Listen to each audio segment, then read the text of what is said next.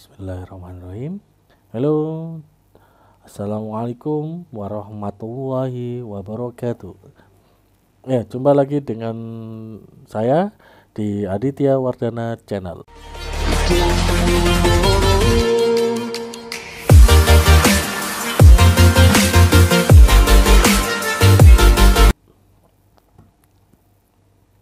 Ya, kali ini kita akan masuk pada subnetting kelas A. Ya, sebelumnya saya sudah buatkan videonya subnetting kelas B dan kelas C. Ya, kali ini kita akan membahas tentang subnetting kelas A.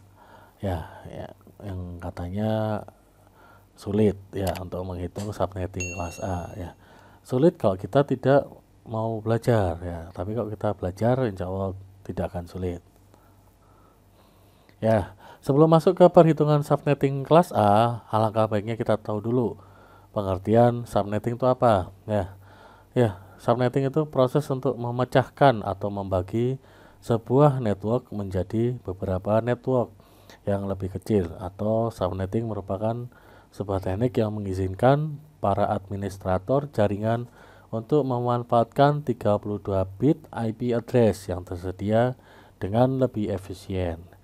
Kemudian fungsinya apa? Ya, fungsinya untuk penghematan alamat IP, ya, mengalokasikan IP address yang terbatas agar lebih efisien. Ya, jika internet terbatas oleh alamat-alamat di kelas A, B, dan C, ya tiap network akan memiliki 254, 65.000 atau 16 juta IP address untuk host device-nya. Walaupun terdapat banyak network dengan jumlah host lebih dari 254, namun hanya sedikit network yang memiliki host banyak 65.000 atau 16 juta.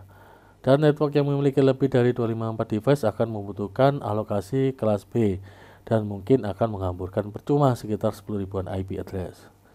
Ya, ada range IP pada masing-masing kelas ya. Sebelum kita masuk ke subnetting kelas A-nya ya. Kelas A itu ada range IP-nya. Dimulai dari 0.0.0.0 sampai dengan 127.255.255.255. Ya, dengan jumlah host per jaringan sekitar 16.777.216. Wah, banyak sekali ya. Ya, kalau kalian menghitung sekitar 16.777.216 IP jaringan, ya kalian akan kesulitan ya. Tentunya ada rumusnya nanti ya, agar lebih mudah untuk mengetahui IP yang bisa digunakan apa saja ya. Ya, di kelas B ada batasannya juga ya, dimulai dari 128.0.0.0 ya sampai dengan 191.255.255.255 dengan jumlah host per jaringan sekitar 65.536 IP yang bisa digunakan. Ya. Kemudian range IP kelas C dimulai dari 192.0.0.0 sampai dengan 223.255.255.255 ya. IP yang bisa digunakan sekitar 256 ya. Ya, dari tabel di atas ini ada yang namanya dibutuhkan netmask ya. Netmask juga ada batasannya ya, masing-masing ada kelasnya ada batasannya ya, yaitu kelas A, ada kelas B, kelas C. Kelas A netmasknya defaultnya 255.0.0.0.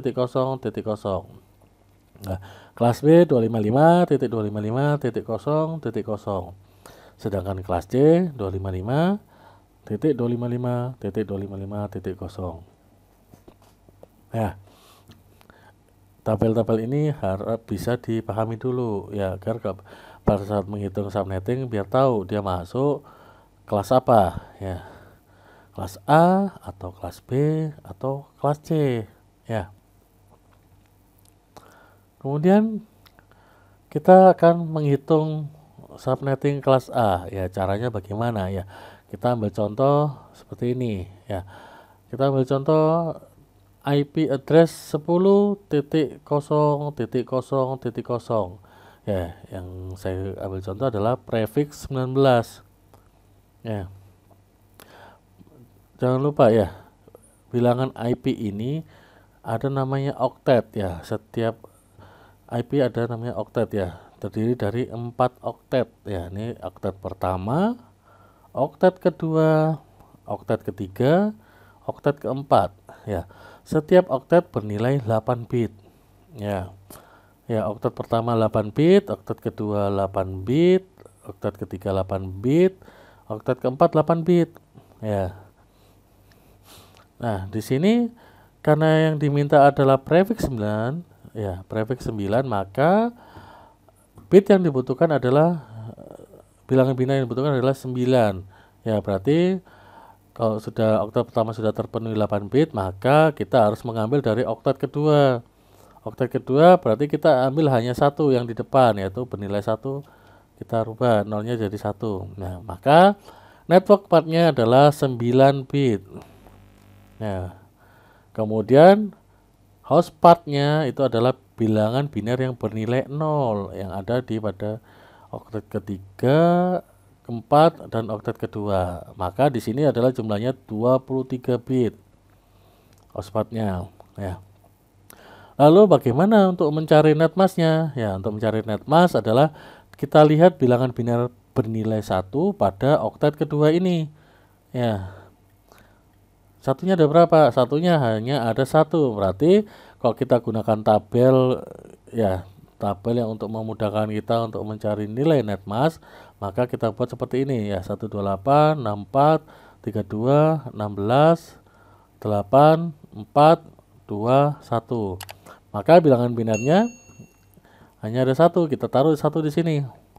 Ya, maka kalau 1 kita sudah tahu nih ya, netmasknya adalah 255.128.0.0 ya. Berarti netmasknya bilangan desimalnya adalah sudah kita ketahui 255.128.0.0 ya.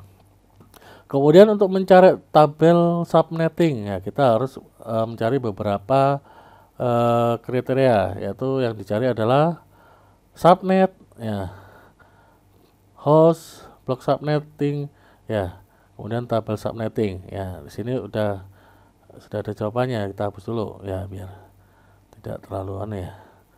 Nah,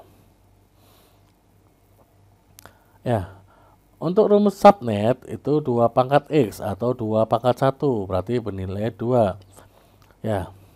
X-nya itu bilangan biner bernilai 1 pada tabel yang sebelumnya ya, halaman sebelumnya, yaitu pada oktet kedua berarti hanya 1. Kemudian bilangan Y itu adalah bernilai 0 pada oktet kedua, ketiga, dan keempat ya.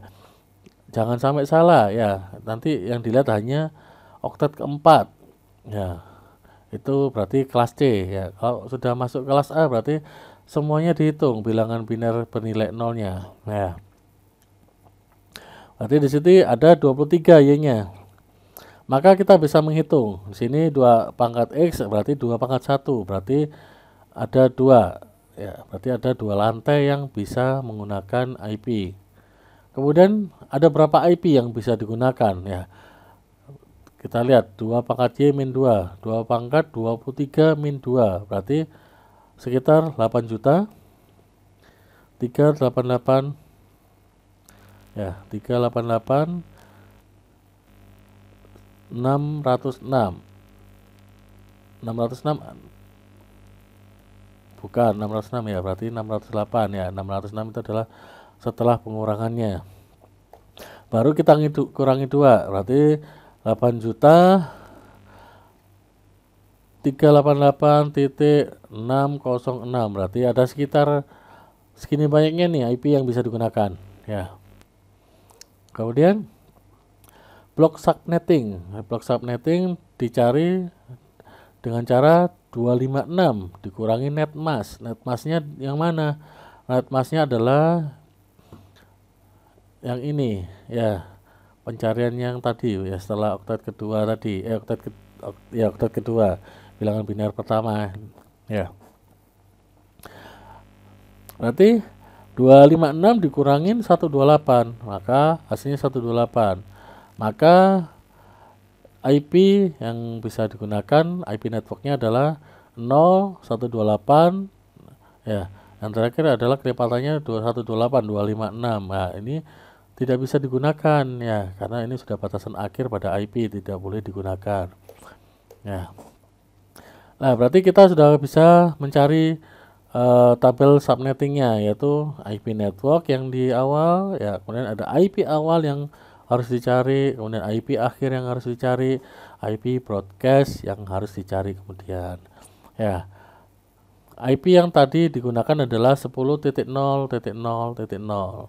Ya, yang kedua pada lantai kedua adalah 10.128 ya. Sini 128 ya. Titik 0.0 ya. Pada lantai 2 IP-nya dimulai dari 10.128.0.0 ya. Kemudian kita bisa cari ini ya. Kalau sudah seperti ini kita bisa cari keseluruhan ini ya. IP awal IP network ditambah 1 pada oktet keempat ya. Jangan lupa oktet keempat ya, bukan oktet kedua yang ditambah 1, tapi oktet keempat yang ditambah 1 ya. Berarti nilainya adalah 10.128 ya, titik 0, titik 1 ya, seperti ini. Kemudian IP broadcastnya berapa ya? IP broadcast adalah 10.128 ya, 128 apa 255 ya, 255 ya, 255 titik 255 titik 255 ya. Kemudian IP akhirnya berapa ya? IP akhir adalah dilihat dari oktet keempat, 10.128.255.254 ya. Dari sini kita sudah ketahui lantai 2 yang bisa digunakan adalah seperti ini ya. Kemudian IP broadcast pada lantai pertama, IP broadcast berarti 128 ini dikurangin 1 ya. Ya, 10.127.255.255 ya. Berarti IP akhir kita bisa ketahui juga 10.127.255 berapa? 255 atau 254? Ya, 254. IP oktet terakhir dikurangin 1. Nah, kemudian IP awal ditambahkan 1 ya. 10.0.0.1. Nah, kita sudah selesai mencarinya tabel subnetting ya. Mudah kan ya, sangat mudah sekali ya untuk menghitung tabel subnetting kelas A ya. Untuk kalian belajar supaya saya mengetahui kalian bisa atau tidak, kalian coba soal latihan ini ya, kalian kerjakan ya di rumah masing-masing. Oke ya, terima kasih untuk hari ini, cukup sekian ya. Subhanakallahumma wa bihamdika asyhadu alla ilaha illa anta astaghfiruka wa atubu ilaik. Wabillahi taufik wal hidayah. Wassalamualaikum warahmatullahi wabarakatuh.